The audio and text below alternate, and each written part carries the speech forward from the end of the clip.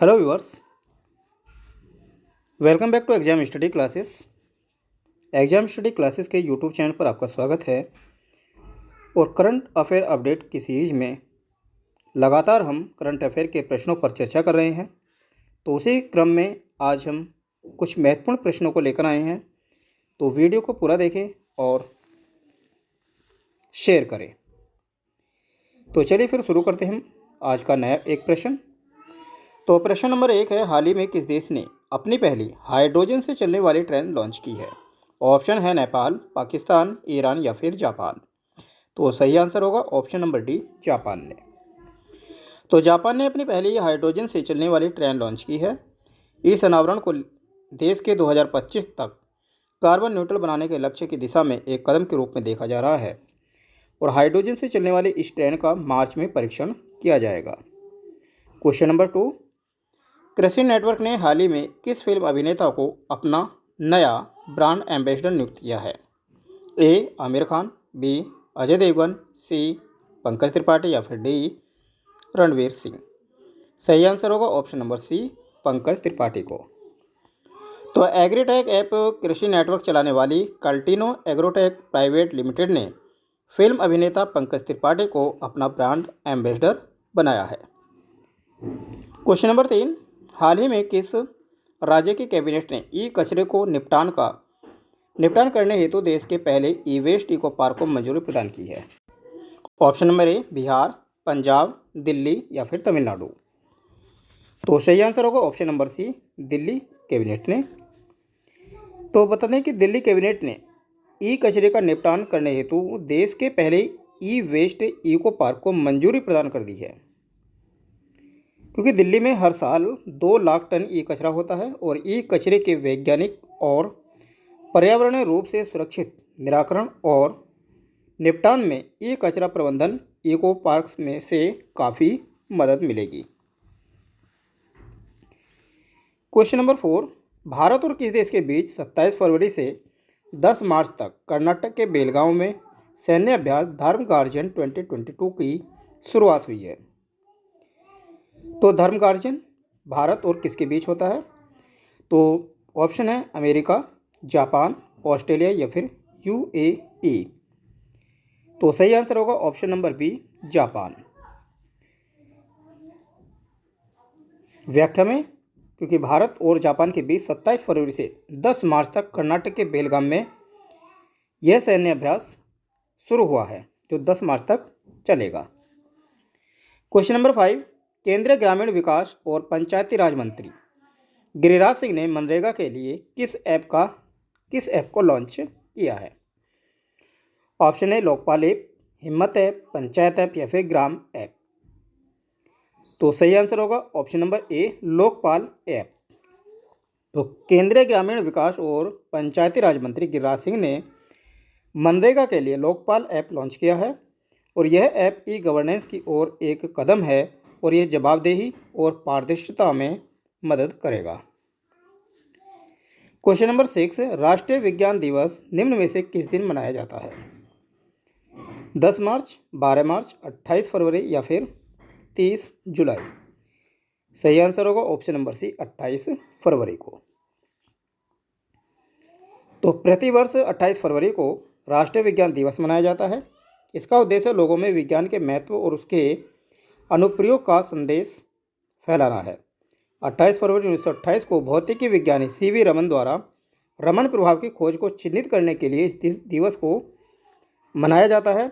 और इस खोज के लिए सीवी रमन को 1930 में भौतिकी में नोबेल पुरस्कार से सम्मानित किया गया था। यहीं आपको बता दें कि इससे पिछली जो वीडियो थी उसमें हमने राष्ट्रीय विज्ञान दिवस की एक थीम बताई थी। तो आप कमेंट में बताइए कि राष्ट्रीय विज्ञान दिवस की 2022 की थीम क्या थी। क्वेश्चन नंबर 7, भारत सरकार ने किस देश से भारतीयों को निकालने हेतु ऑपरेशन गंगा मिशन चलाया है? चीन, जापान, पाकिस्तान या फिर यूक्रेन। तो ऑफिशियली इस प्रश्न का जवाब आप जानते ही होंगे। सही आंसर होगा option number D, Ukraine.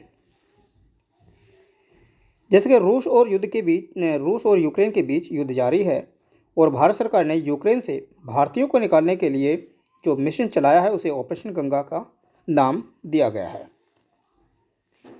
Question number 8, हाल ही में किस देश में भारत के बाहर पहला IIT संस्थान खोला जाएगा? ए श्रीलंका, नेपाल, UAE या फिर चीन? तो सही आंसर होगा ऑप्शन नंबर सी, UAE यानी कि संयुक्त अरब अमीरात। तो भारत के सर्वश्रेष्ठ शिक्षण संस्थान इंडियन इंस्टीट्यूट ऑफ टेक्नोलॉजी की शाखा अब संयुक्त अरब अमीरात में भी खुलेगी। क्वेश्चन नंबर 9, हाल ही में किस राज्य का चंबा जिला देश का 100वां हर घर जल वाला जिला बना है?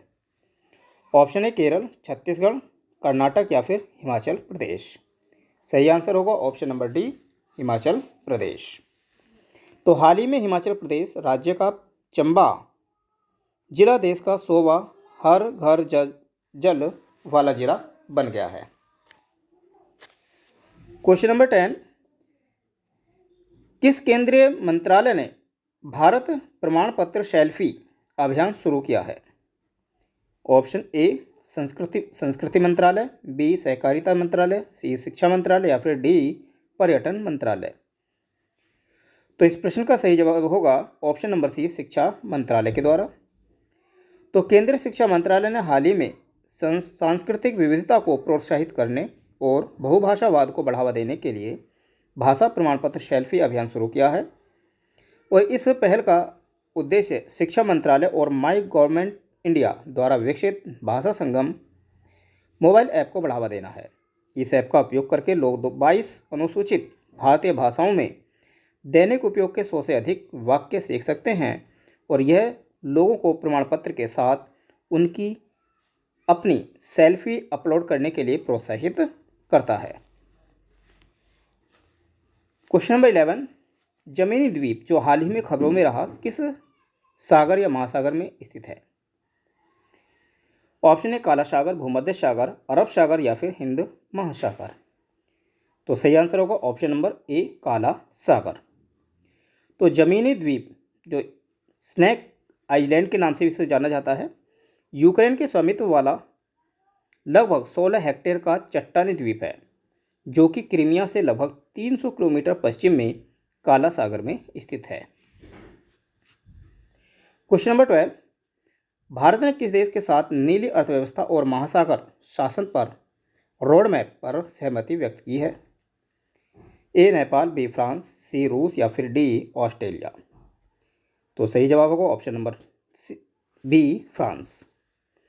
भारत और फ्रांस नीली अर्थव्यवस्था और महासागर शासन पर रोड मैप पर सहमत हुए हैं और इस समझौते का उद्देश्य वैज्ञानिक ज्ञान और महासागर संरक्षण में योगदान करना है। क्वेश्चन नंबर 13, 2022 बीजिंग शीतकालीन ओलंपिक में पदक तालिका में कौन सा देश शीर्ष पर है? ऑप्शन ए जर्मनी, नॉर्वे, चीन या फिर जापान? सही आंसर होगा ऑप्शन नंबर बी, नॉर्वे। तो नॉर्वे ने 2022 बीजिंग शीतकालीन ओलंपिक में 16 स्वर्ण के साथ पदक तालिका में शीर्ष स्थान हासिल किया है और इसके बाद जर्मनी ने 12 स्वर्ण, चीन ने 9 स्वर्ण जीते हैं और यह खेल हाल ही में बर्ड्स नेस्ट स्टेडियम में समाप्त हुए हैं। क्वेश्चन नंबर 14, हाल ही में रामानुजन पुरस्कार किसे प्रदान किया गया है? ए नीना गुप्ता, बी नीना मित्तल या फिर सी शौर्य गर्ग या फिर डी नीना शर्मा? तो सही आंसर होगा option number A, Neena Gupta. तो 22 फरवरी 2022 को प्रोफेसर नीना गुप्ता ने युवा गणितज्ञों के लिए रामानुजन पुरस्कार 2021 से सम्मानित किया गया है और नीना गुप्ता कोलकाता में भारतीय सांख्यिकी संस्थान में गणितज्ञ हैं। उन्हें एफाइन बीजीय ज्यामितीय और कम्यूटेटिव बीजगणित में उनके उत्कृष्ट कार्य के लिए यह पुरस्कार प्रदान किया गया है। क्वेश्चन नंबर 15 और इस सीरीज का यह आखिरी प्रश्न है। तो हाल ही में जारी अंतर्राष्ट्रीय बौद्धिक संपदा सूचकांक में भारत का स्थान क्या है? ए 47, 46, 45 या फिर 43? तो सही आंसर होगा ऑप्शन नंबर डी, 43। अंतर्राष्ट्रीय बौद्धिक संपदा सूचकांक 2022 में 55 देशों में से 43वें स्थान पर है अपना भारत और यह index US chamber of commerce के ग्लोबल इनोवेशन पॉलिसी सेंटर द्वारा जारी किया गया। और इसमें जो शीर्ष 5 देश हैं वो हैं संयुक्त राज्य अमेरिका फर्स्ट रैंक पर, सेकंड पर यूनाइटेड किंगडम, थर्ड पर जर्मनी, फोर्थ में स्वीडन और 5 रैंक पर है फ्रांस। तो थैंक यू, धन्यवाद ये वीडियो को देखने के लिए। ये सीरीज कैसी लग रही है प्लीज़ कमेंट करें और साथ ही साथ शेयर और सब्सक्राइब जरूर करें।